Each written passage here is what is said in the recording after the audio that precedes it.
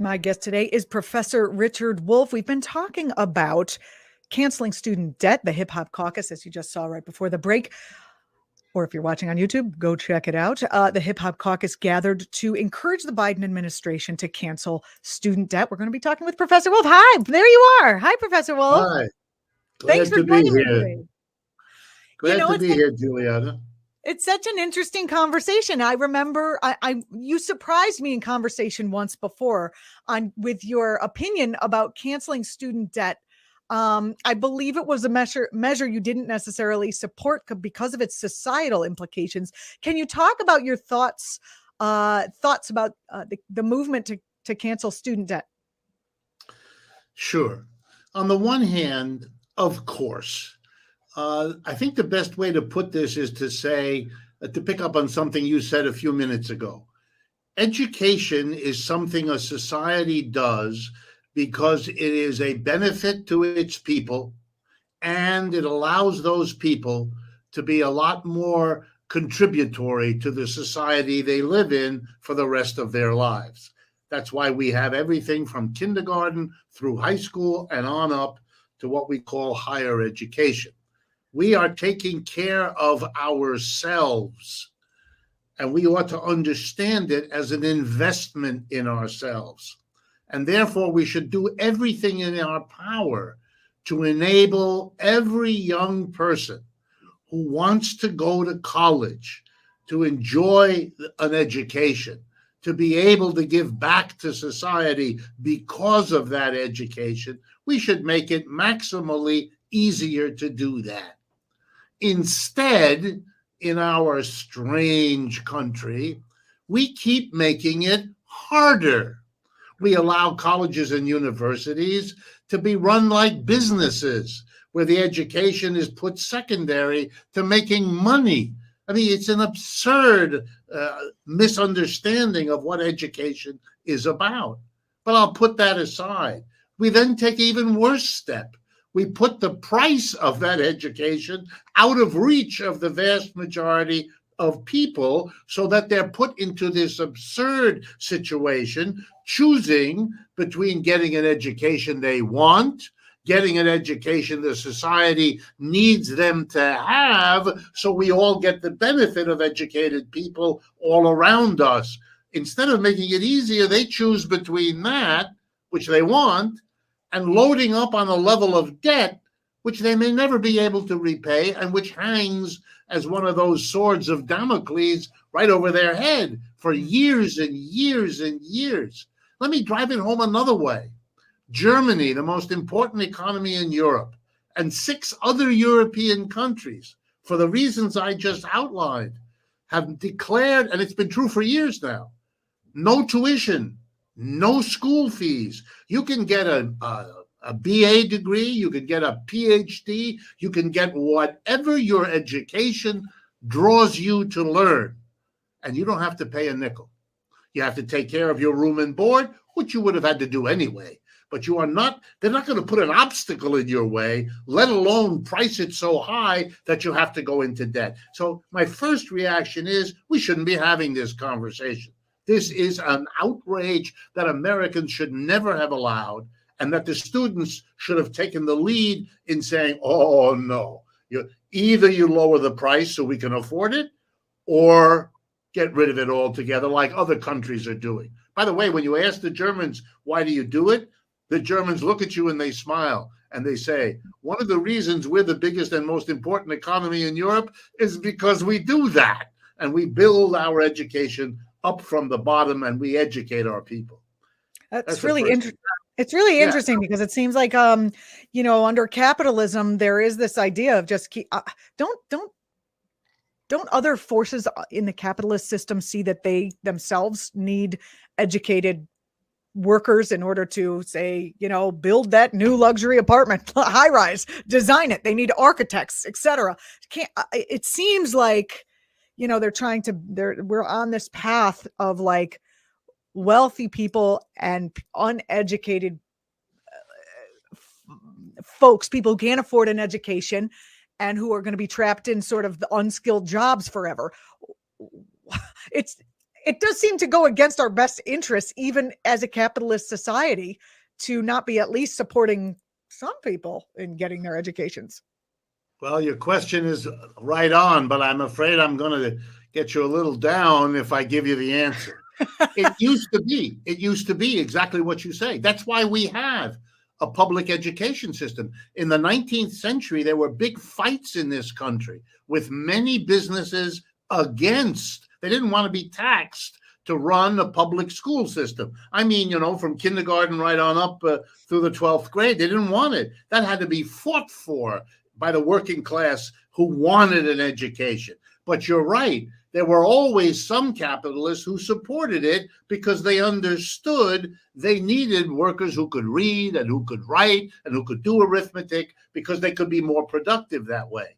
But now here comes what's going to get you down. Starting in the 1970s, huge numbers of American jobs were closed down and moved overseas. The capitalists who made that decision, the big American businesses who closed the factory in Cincinnati or Chicago or Gary, Indiana, or Rochester, New York, or any of the other places in this country that have all gone through this, those capitalists now they're aware Americans are not going to be the future workers. Chinese people are, Indian people are, Brazilian people are. They're actually more concerned to support education over there to train their workers. They don't need them here. They don't want to pay for school to have trained people that they don't need. And they want to go back. That's the harsh reality. They want to go back to what higher education was before World War II. And that was something that was either for farming, agricultural people, the big state universities in the Midwest, or it was the fancy Ivy League and Seven Sisters, the fancy littler colleges for the ruling class, for the rich, who were the only people who ever went there anyway. And all of that other stuff, state universities, state colleges, all of that apparatus that the working class won after World War II is being taken away. And one of the ways to do it is this debt trap. Because what you're doing is, by putting young people in this absurd situation, more and more of them are choosing not to go to college. The enrollments are down. Look at the numbers, particularly over the last 2 or 3 years, but they've been trending down before that. And so what they're hoping for is that the people won't be angry that their education is taken away. They'll just quietly choose between unbearable debt and not going to school, and they'll decide not to go to school, and they hope maybe the problem will go away. But as the people you put up on the screen a few moments ago, there's still a big part of this population that's not prepared to go quietly, but is fighting. Last point. You asked me, and you're quite right about that comment I made to you. Here was what was in my mind then, and it's still in my mind. You can make a very good case that students shouldn't have been put in a position of debt. But you can make the same case about many of the other people in our society that are also suffering in unbearable debt. In Europe, for example, and I want to use Europe, there's a kind of unspoken rule in most countries. In public housing, which is a much bigger phenomenon in Europe than it is here, housing owned and operated by the government. I like to use the case of Vienna, Austria, which is a city of renters. People don't own their own home. In that city, 2 million people, very big city, the capital of Austria, half of the apartments are either public, owned and operated, or public, regulated and subsidized. And the rule there is nobody pays more than between 20 and 25% of their household income in rent. That's a given and a guarantee of the government. We have nothing like that here. But we have therefore saddled Americans with unbearable mortgage debt. It's the biggest debt mountain on the American people. Why? Because the prices of housing relative to the income people get puts them in an impossible situation. They either have to rent because they can't buy, or they have to borrow a ton of money to buy a place, and then they sit with this burden of debt. And now that the Federal Reserve has told us that they're going to raise interest rates over the cost of housing is going to go up because of the cost of borrowing. I mean, it is a dead-end situation. And the only time I question is picking the students. I mean, it's going to make other people very angry and upset. Not that the students are getting relief, but that they aren't getting the relief. They've suffered. They've done without. They have the experiences, what the young people are using to say, we don't want to be slave debt to our debts, the way our parents have been most of their lives. I mean, there are people who have chosen not to go to college, not to get into there, and their earning power has been lessened by that. It seems like if you remove the debt from people who went to college, then those other people that would not be a fair thing for the other people. And then there are people in medical debt, enormous amounts of medical debt here in the US because we don't have medical coverage. It seems to me, and I'm jumping to the third topic here, that a universal basic income would be a way to ameliorate against all the different, all the different traumas, economic traumas that people in the United States have had to go through. What are your thoughts about that? Well, it's a difficult topic because under the heading universal basic income, very different ideas, very different plans have been articulated. So I don't have the time now, but at some point you have to kind of go through which one you mean if you're going to talk about it. But let's try to talk in a very general way. Which one might work is the question I have.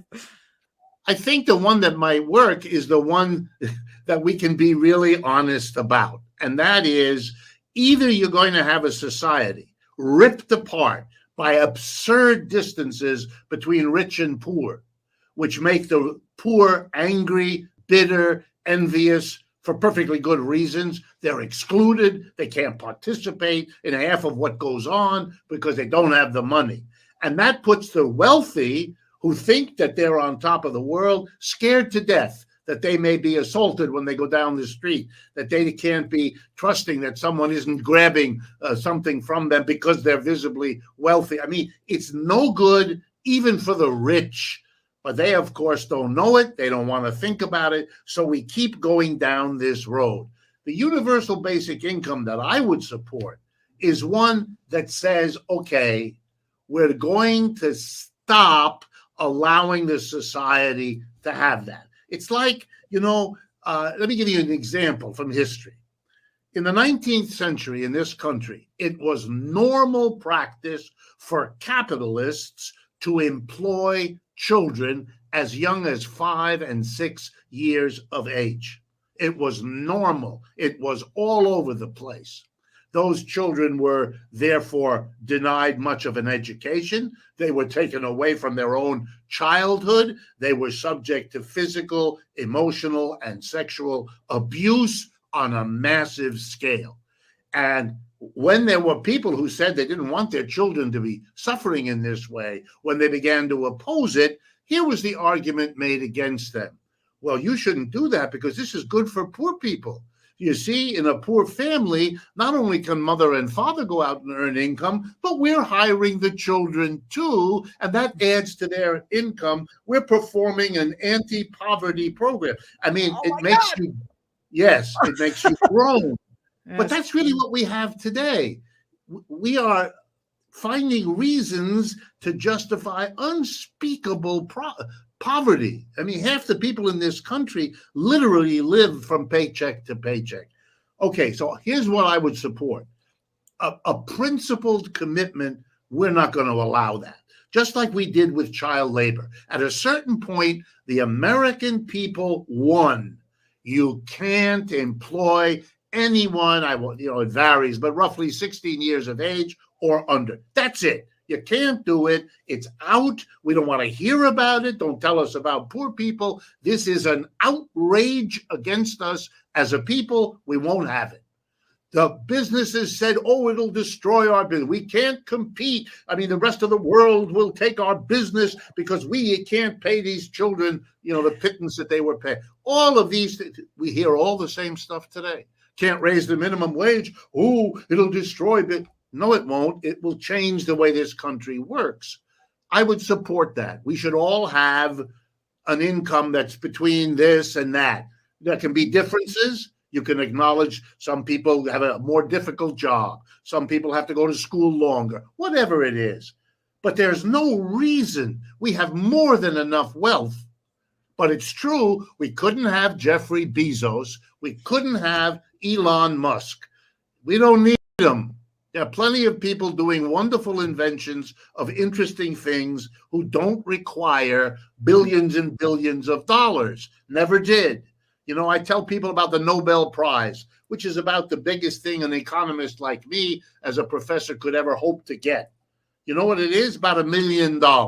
So many of us, I mean, I don't so much, but people like me strain and struggle and write their books and hope one day to get this recognition for $1 million. Nobody expects $1 billion. Nobody expects 200. It's not necessary. Never was.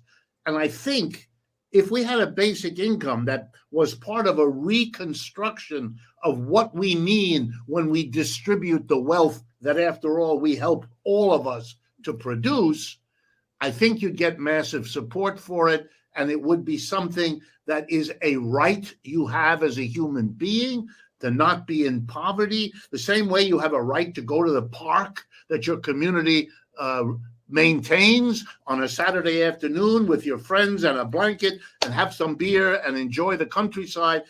The city does that for you, doesn't charge you for it. That's part of what living in this community entitles you to. Well, it ought to be a general rule and not just a handful of things. So true. Professor Wolff, thank you for those words.